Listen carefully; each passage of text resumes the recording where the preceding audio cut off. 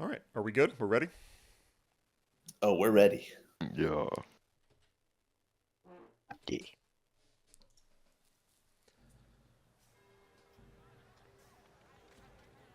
Okay.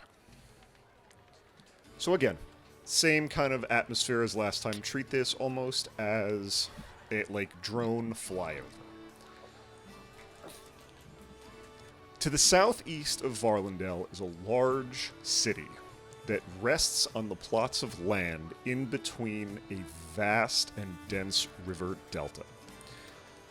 Dallasong, which was once a very small farming town, grew exponentially over the years to become one of the prime ports in Varlindel for importing and exporting of goods, foods, spices, and almost anything that is used for trade on the continent. The vibe of the space is something in between Venice and Louisiana. The streets are not streets. They are pathways of, not pathways. They are canals that are flooded with boats that are merchant vessels or people traveling. There are water taxis that bring you all around the city. These waterways lead you into the center of the market for the city. There's several concentric rings that loop in and around where vendors have set up along the small pathways that people can walk through, but also along these waterways so people can trade goods as they go. The city has a very warm atmosphere. It's the smell of salt and fish and spices and cooking meats and just a very lively area. The town is home to one of the more prominent mafia families in the continent of Varlindel. So we flow through town. We do an overhead scan. We pass through the markets. We pass through the old architecture and the waterways.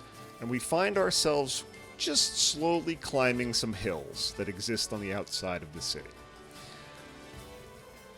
This mansion sits on a gorgeously groomed plot of land. Warm hardwoods are mixed with lavish marble with gilded edges everywhere. Staff run around the front yard and the walkways, everyone seeming to be in a rush, but also everyone seeming to be in a very organized manner. The staff is all goblins, and as we go through these giant mahogany front doors into the entryway, the goblin staff is running all over the house. There are decorations being set up. There are individuals cleaning and scrubbing the floors. There are maids dusting everything in sight. Individuals are chasing gardeners who attract mud into the foyer. As we go further into the house, we pass the parlor that, at this moment, is dark and quiet. But as we go further down the main hallway, we enter into the large kitchen that sits in this manor. It's packed with waitstaff and cooks. A short goblin with a massively tall chef's hat is giving out orders, while busboys and bar staff bring out crates, wine, and booze from storage rooms in the back of the kitchen. And as the doors to the storage swing open, "Hey, Pottie, you work in a bar and a parlor, or you out on a patio tonight?" The bar. Okay, so you're outside, alright. Did you hear what Elio said earlier, or no? Remind me. Don't use the glassware from the parlor. He doesn't want any of the fancy stuff to come out. He thinks people are going to break it. So just use the kitchen stuff, okay? You got it. Man, it's really cool that the boss's daughter's getting married at home. It's really nice. I mean, it's a nice place. It is, right? He did a good job. I mean, there's a lot of us here, and it's a little crowded. But, I mean, hopefully everyone really enjoys it. And we're getting paid, which is also a surprise, because we're not usually. It's pretty nice. Yeah, he must be in a good mood. But, yeah. And I also heard there's going to be a lot of, kind of high-up individuals coming to this tonight. A lot of, rich and powerful coming. I said we just try and keep our hands to ourselves here. Yeah, you know what? You're kind of right. Maybe I'll just rub elbows with some people. Maybe I can get a job that actually pays me every day. And so you two continue your little banter as you guys walk out to the back patio. The back patio is a massive rotunda stonework, just garden. The hedges are trimmed pristinely. Everything seems to have been washed and scrubbed. The limestone is almost like shiny. It would have taken a lot of work to this. You and this other goblin will go up and you'll start setting up the bar. And it takes you a couple of hours as you're running in and out and people are going all over the place, setting up for this giant wedding. The sun goes down, and you, Pottie, are staying relatively close to the bar. It's not open yet. You're waiting for the actual wedding to be done. And as the sun begins to set and the lights in the courtyard come on, the bar starts getting busy. So I would like you to roll 2 checks for me. Can you please roll a performance check and a dexterity check for me? All right. Where? Okay, remind me here. So if you go to tokens, I'm sorry, actors, on the right-hand side. All right. Actors, player characters. Your boy. And then up top, you just click the name of it. Or on the skills list, you can just click the name of it. So, sorry, it was a performance and what else? Performance check and a dexterity check. Yeah, all right. So, one performance check. Just normal roll. Haba. And a dexterity check. Wonderful. I know what I'm doing. Now, Pottie, the bar is busy. Everyone has come back from the actual ceremony of the wedding, and the bar is the first place they're going to. As soon as they heard it was open, you and the 2 other bartenders that are behind this very nice, solid wooden bar that is stocked to the gills begin working.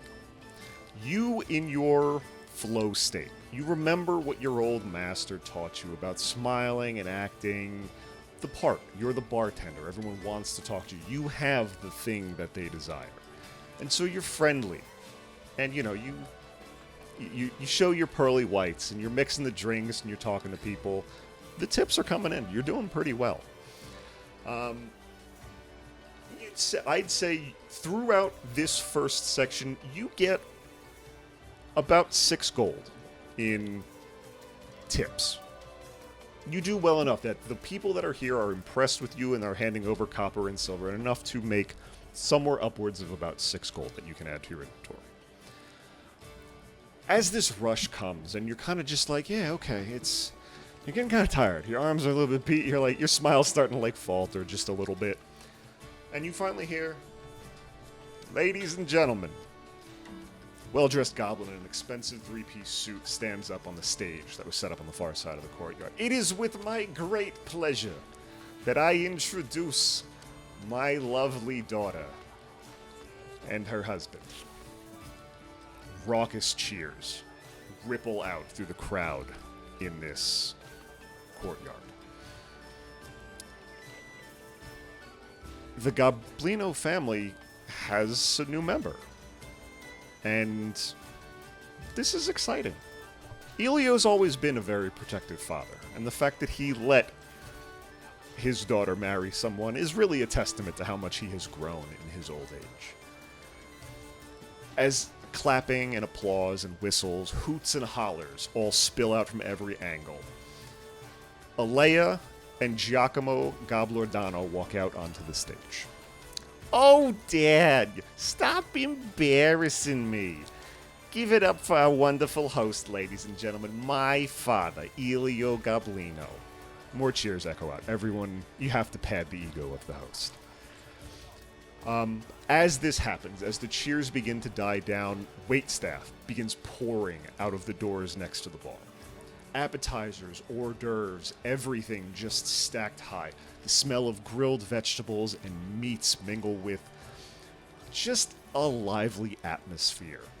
There is just fun electricity in here. This is a really good party.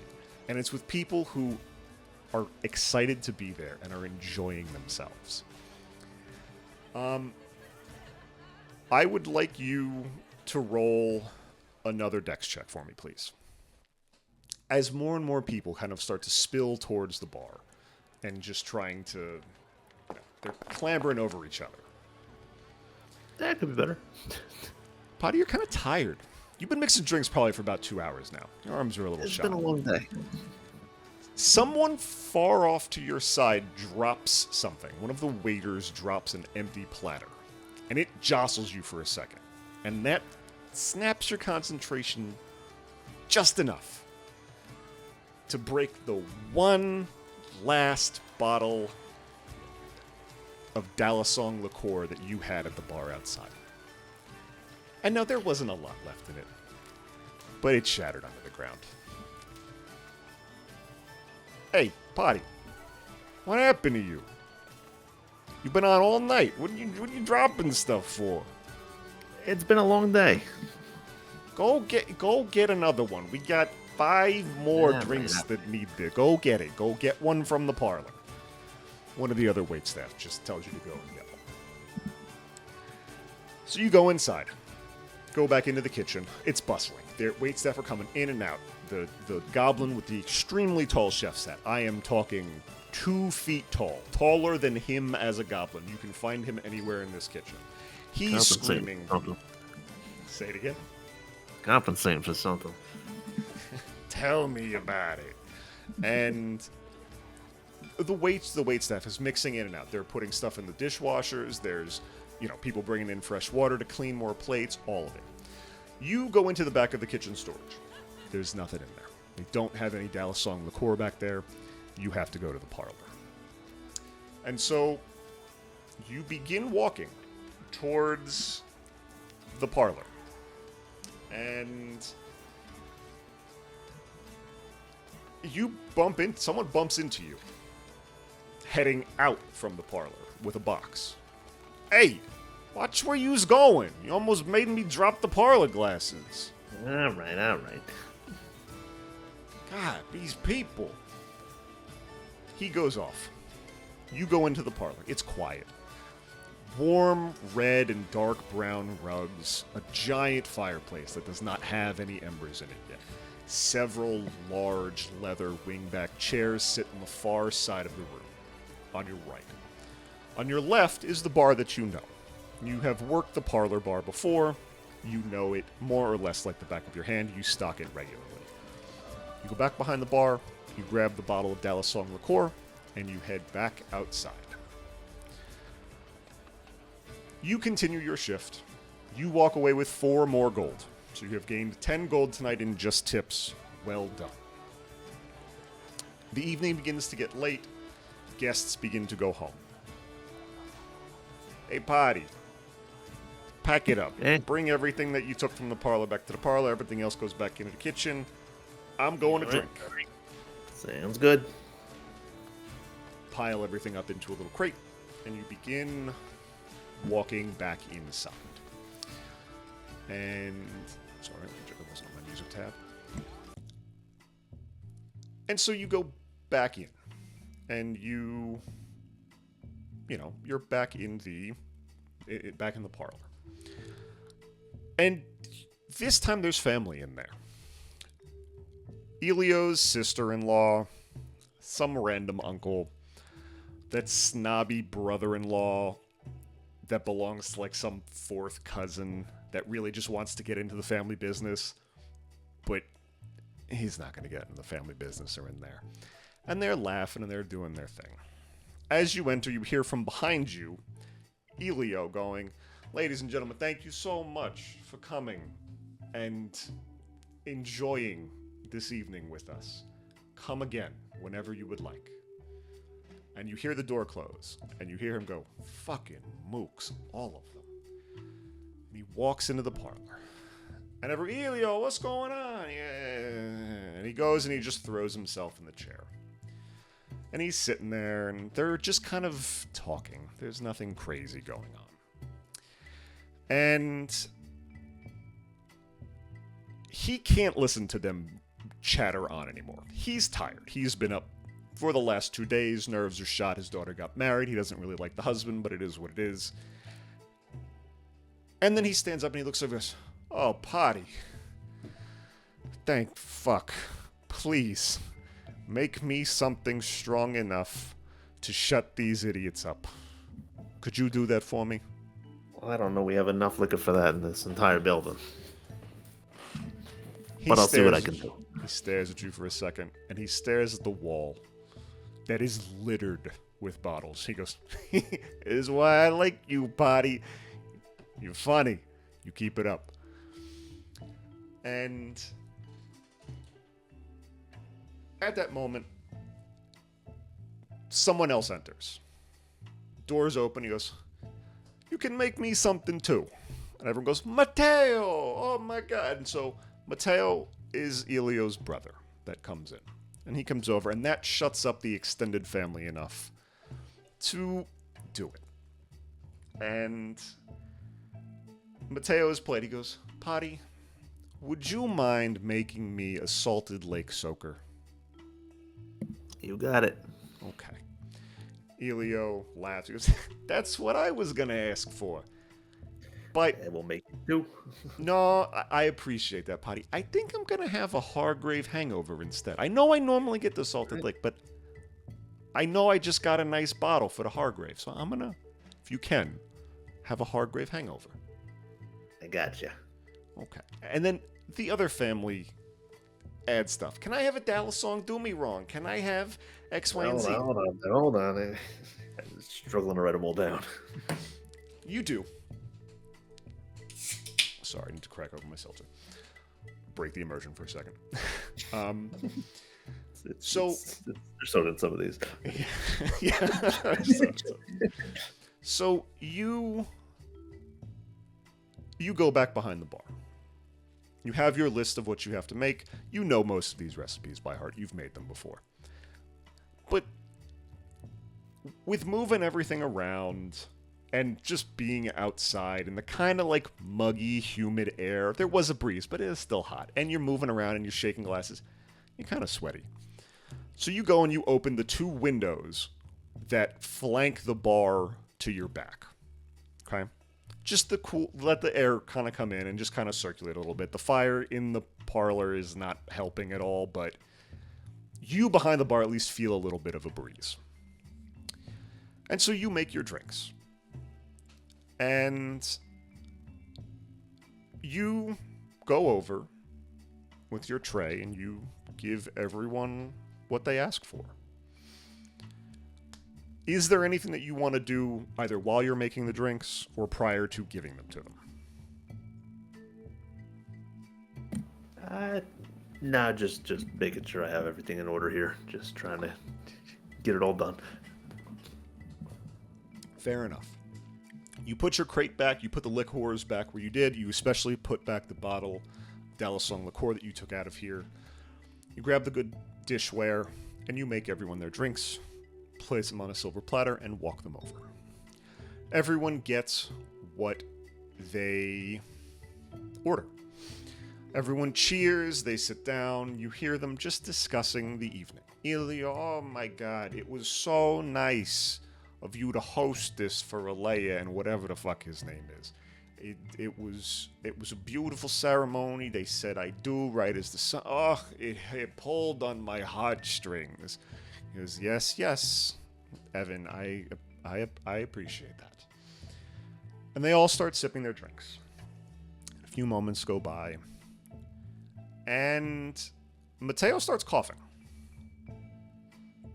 And the coughing gets worse, to the point where the glass he's holding drops to the ground and shatters. Everyone else very quickly jumps to his aid, patting his back.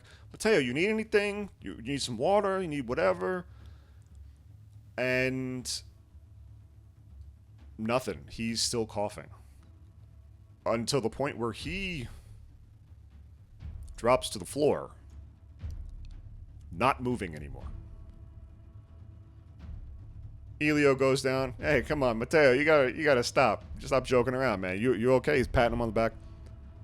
Matteo's not moving. Is there anything you would like to do?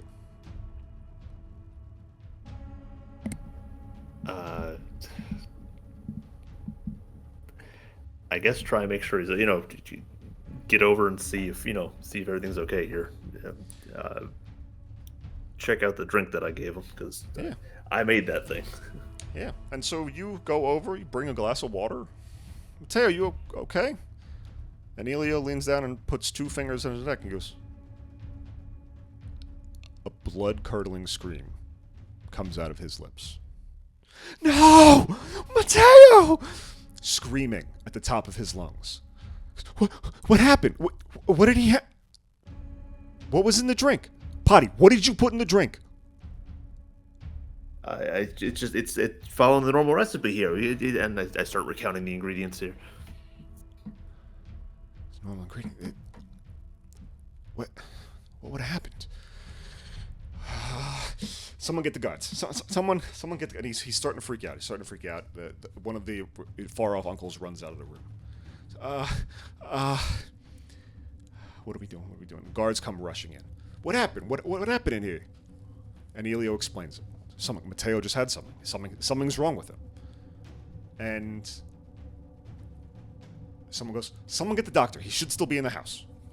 The aunt runs off. A couple minutes pass. You're checking the bottles behind the bar. You're checking the glasses. You're trying to see... None of the liquor seems to have been disturbed. And eventually the doctor comes in. Oh my god, what happened? They close the doors. Guards are now standing outside of it. No one is allowed to leave this room. Elio is inconsolable right now, trying to figure out what is happening. The doctor has laid Mateo on his back and is examining him. And he goes, oh, his lips are purple. That's not good. That's a sign of poison. And he kind of looks in his eyes and goes, oh, his eyes are also bloodshot, which also, poison. And the doctor, he goes, Elio, I'm sorry, but it looks like Mateo was poisoned.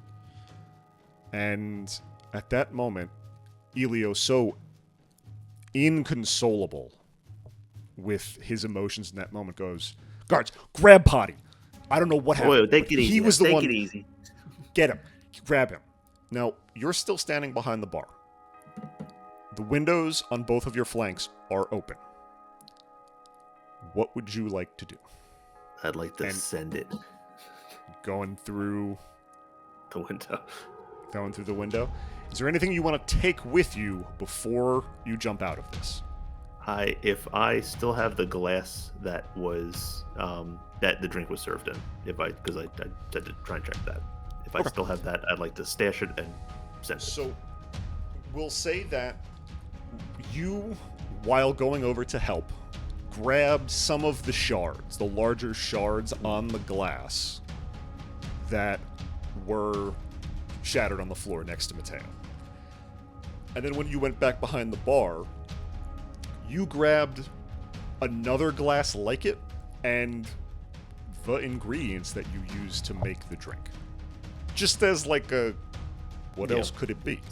If there's a poison, it's in here somewhere. I would like you to make a dexterity check for me, please.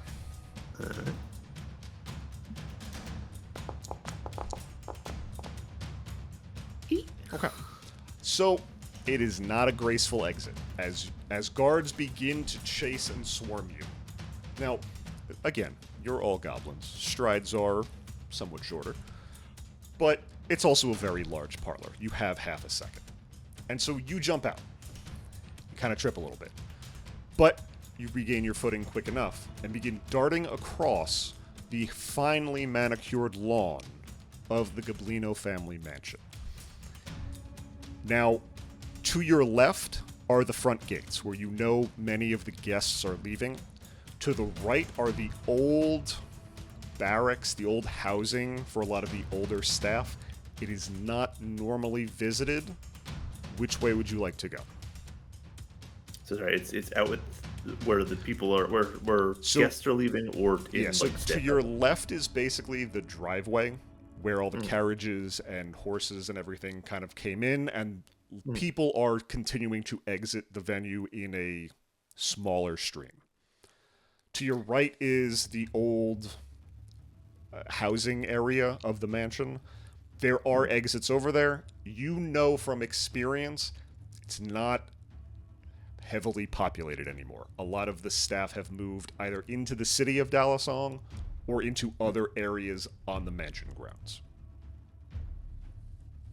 I think at this point my best bet are the guests aware of the commotion here that's going on?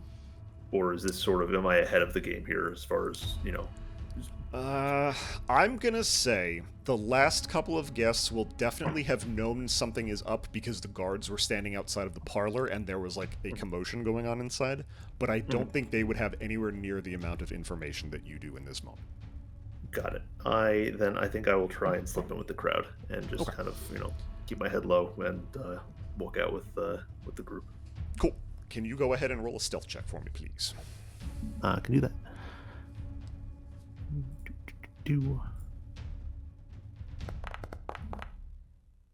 Cool.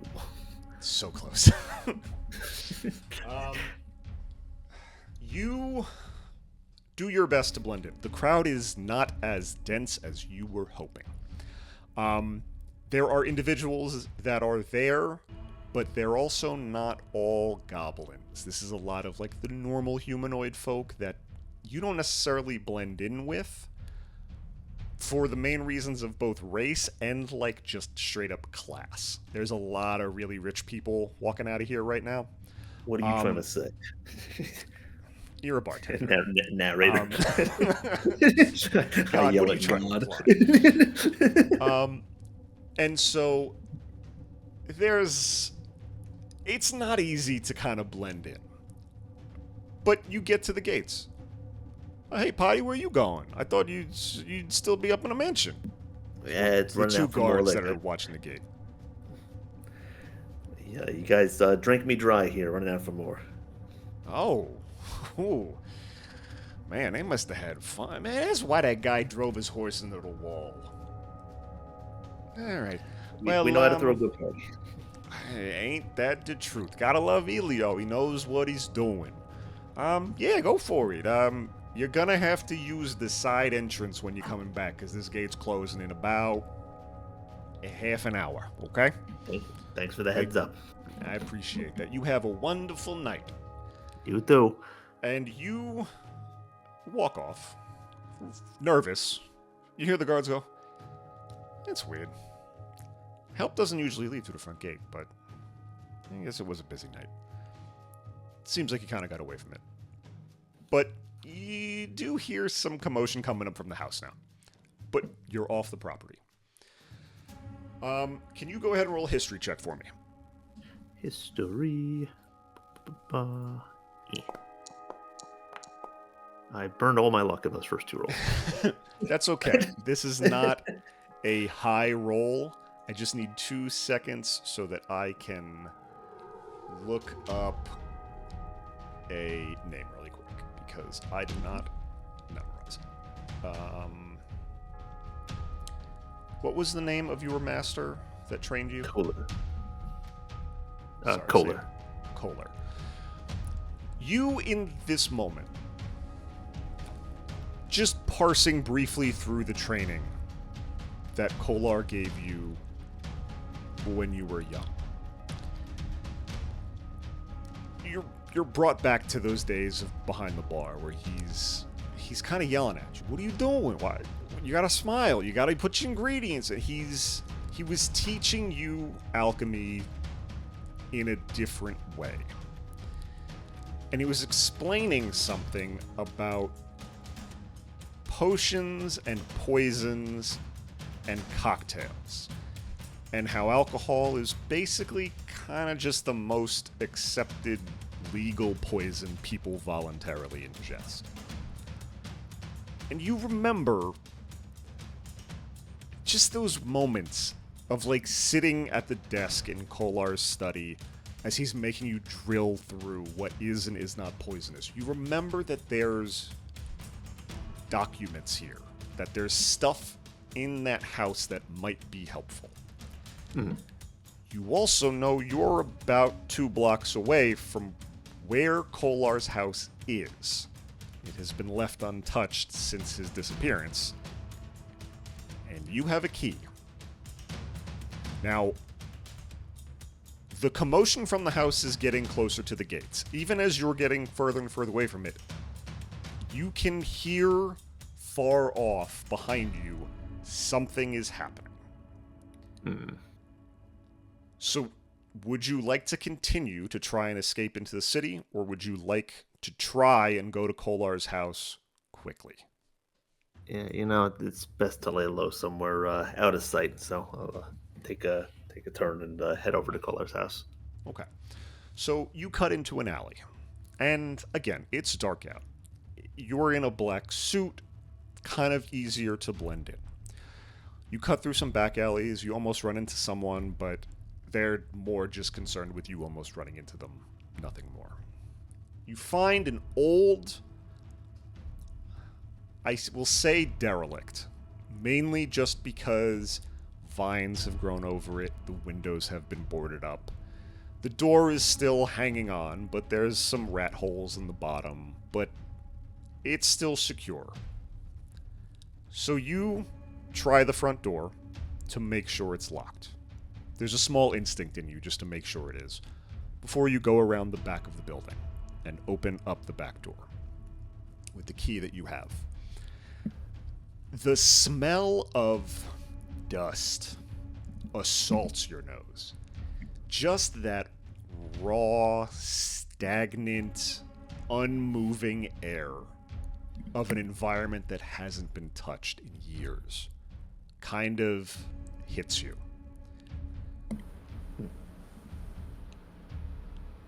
Go ahead. Is there anything you would like to do upon entering the house?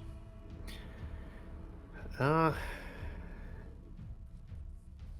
guess make my way over to wherever Kolar would have, kept his bottles, anything like that. Like just his workshop or whatever, wherever we would have practiced potions and all that. Just to kind of see if there's anything that might, seemingly be similar to what's going on with this wet shard of glass that I'm holding on to here. Yeah, of course. So in the basement of this, it's a shallow basement. It's clearly was carved out by either Kolar himself or another owner prior. There is a ramshackle bar, along with several alchemy tables and bookshelves. All of them having very dusty books, whatnot. And go ahead and roll an investigation check for me. Or perception, it's up to you. I'm going to do investigation. Okay. Please. Okay. 14 is good. You spend, I'm going to say, the next 10 minutes or so going through various books. Your hands are getting dusty, pulling tomes out and running your thumb over the spines, trying to see the names of it. You find a couple of books, mostly about common poisons and applications of poison in, basic combat techniques to use it, or how to properly apply it, or dilute it, or cure it. You don't necessarily find any sort of inkling as to what would do this. Like, you don't know what kind of, poison would turn someone's eyes bloodshot and their lips purple and kill them within 30 seconds, but you also haven't really had the time to dig through this. Mm-hmm. And so as you're going through it, you hear a loud pounding at the door. Ah, shit. Bang, bang, bang, bang. Who's in there? This would be at the front door? This would be at the front door upstairs, yes. You didn't turn any lights on, but you kind of start to piece together that accidentally bumping into someone, with then guards kind of rushing out into the city to find someone, kind of at least pointed them in an area that you might be in, and that this group might be going house to house trying to see where someone might be hiding out. Got it. I think I just try and keep quiet, lay low, know where my exits are. Okay. So you stick into the shadows and stay somewhat close to the back door. Bang, bang, bang. Anyone in there? Stay quiet. Go. Next house, go! You hear them move on. You wait a couple beats. You think you're okay? What would you like to do? I guess, assuming they've moved on or not really searching here anymore, I think just try and slip out the back and head as far away from them as I can. So you slip out the back. Do you lock the door? If it was locked before, lock it back up. Okay. So you slip out, you lock the door, pocket the key, and then you head out.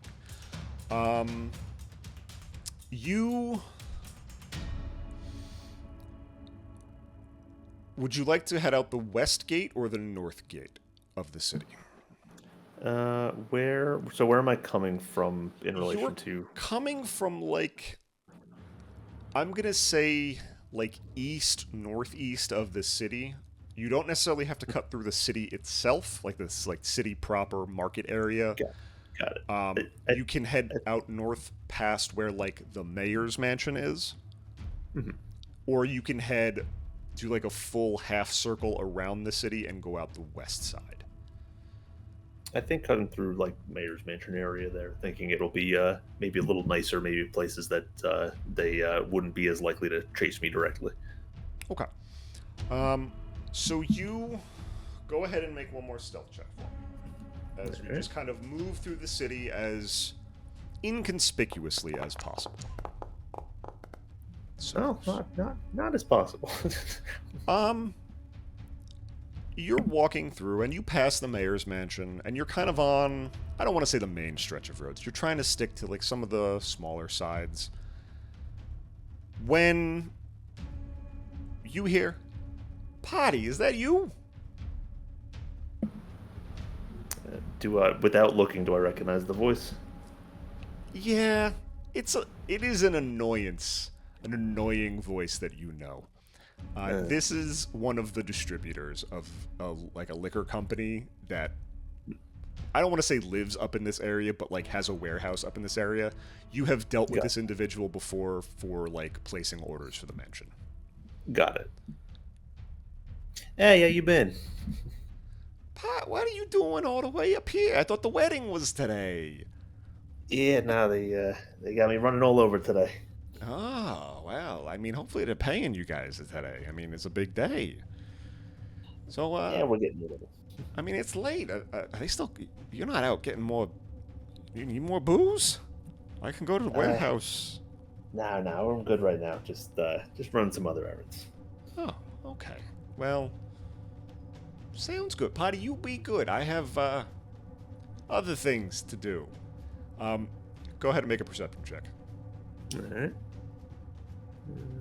Perception. Thank God. You are right outside a very high-end escort building. Pottie, you have a good night, okay? Oh, you too, my friend. Oh, I will, as he runs into the door. Pokes him again. By the way, you didn't see me. I didn't see you. That sounds good to me. Okay. Holding you to it. Door slams. Too. He goes, hello, ladies. You just hear it muffled on the other side of the door. So you continue. You eventually make it out of the northern, we'll call it gates. It's more of just the northern relative entrance to the town. You pass over the Dalasong seal that has been carved into the stone pathway you've been following. You are officially outside of the city. You did not see anyone else. You did not interact with anyone else. How far would you like to walk before you rest for the evening? So what time am I getting out of the city? You're getting out of the city late, okay. 11 midnight-ish. It's night. Okay, yeah. I don't know. I'd say walk for maybe an hour and just try and find the the most shady spot I can find a place to sleep. Like Okay. try and find somewhere like nice and tucked away. Okay. So you continue to walk for about an hour. You're tense. You're a little you don't really know. And so let me switch.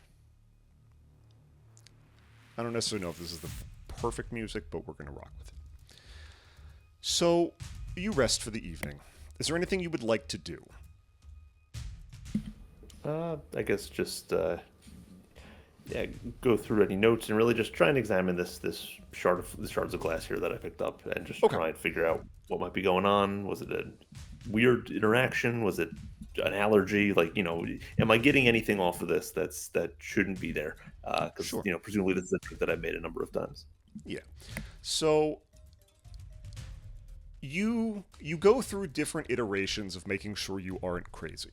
You grabbed all 4 or 3 of the ingredients that you needed to make the salted lake soaker, and you sniff the bottles. And the one thing you remember from working with Kolar is, while expensive poisons do not have a smell, cheap ones do. And you don't really smell anything on the bottles. Mm-hmm. So you kind of like put them away. You don't trust them, but you put them away. And so you're looking at the glass and you're kind of going through it, and you're kind of like just trying to think about what you saw on Mateo. His lips turned blue very, very quickly. His eyes were bloodshot pretty much as soon as the doctor came in there, within 2 or 3 minutes. He died within 30 seconds of taking a sip of the drink. Most of it was spilled on the carpet. Cheap poisons are usually not that fast acting. They usually do some damage over time, and it takes a little bit. Gotcha. So you can't really rule out, from the notes that you're looking at and from your experience with what Kolar taught you, that it could be a really expensive poison in the bottles, or it could be something with the glass. But you're not 100% sure. Gotcha. As you're going through your notes, as you're going through and just trying to, sort everything out that has happened in your brain in the last 2 hours, that you went from bartending a very fun and popular wedding with electricity and positivity in the air to getting praised by the owner of this, or the leader of the Goblino family, and making drinks for the family, kind of solidifying your spot. It's like, yeah, they like me. This is a good gig. I'm not out for whatever, to immediately being branded an enemy of the Goblino family. You have this family tattooed on you. You have worked for them for years. You've kind of wanted this for a long time. And as you're looking through your books that you took from Kolar's house, a note falls out. And this note, it just has the name of a shop. And the name of the shop is Underground Tinctures, Corabaldor, with the letter K written on it. Sorry, I found this on a note. Is this something that I know where it came from, or did this find its way into my belongings? This would have been in one of the books that you took. The handwriting is not Kolar's. You would at least recognize it somewhat. It is feminine from just basic perception of it. But the page that it fell out of does talk a lot about alternative poisons and methods of imbuing poisons with non-standard materials. And it doesn't go into a lot of detail because from what you can gather, this book is old and probably 20 or 30 years old. It's a bit old, but it's a solid read, so it's still kept around. But yeah, so you have this note that just says Underground Tinctures Corbaldor -K on it. Got it. And you rest that night. Not well, but you rest that night. Everything that happened is running through your head. You're confused and concerned and scared. And you're just trying to sort it all out. But you do have this one... It's a directional look. Yeah, it's a direction to look. And they can't answer what happened here. They might be able to enlighten me into what might be going on. Somehow it seems that even after missing for 5 years, Kolar may be trying to help you. And so the morning comes. And you set out for the long journey towards Corbaldor. Is there anything you would like to do prior to fully embarking on that journey? I don't think so. I think just make sure I have all my things. Make sure I keep the bit of evidence that I have on hand here that might prove my innocence here. Kind of keep it to myself. Yeah, absolutely. So make sure it's tucked away safe. Yeah, 100%. So you set out the next morning. It's a long road. You have not made the trip to Corbaldor. That is several weeks from where you are of travel. Especially on foot. It's going to take a lot. It's a long journey. There are stops you can make along the way. You will pass through the town of Crater's Edge, which they pay you no mind there. Crater's Edge is one of those places that you have heard about in many stories you've never visited. It is not somewhere that is ever going to ask questions about the individuals who are coming in and out of town. You keep to yourself, they keep to themselves, and you leave it there. You decide to aptly avoid the capital and just pass by. Astara and Umbra are not places that you believe would be helpful in any of this. Empyrean Fields, also one of those. Very hoity-toity. You do not like the elves that live there. More of just a they're dicks kind of thing. Not my vibe.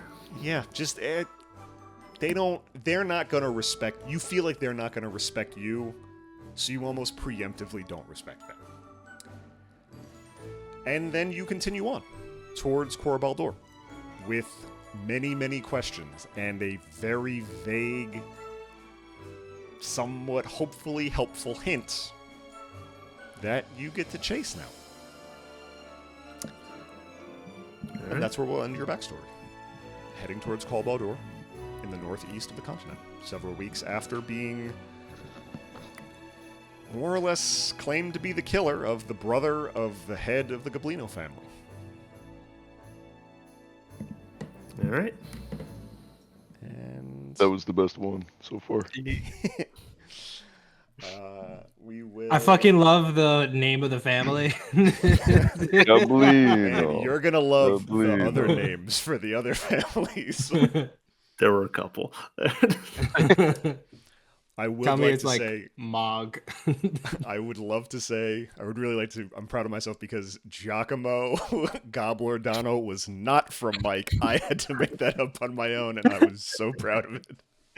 Oh yeah, that was a legit name. Fucking Krenko. Yeah. Cool. So let me stop this recording.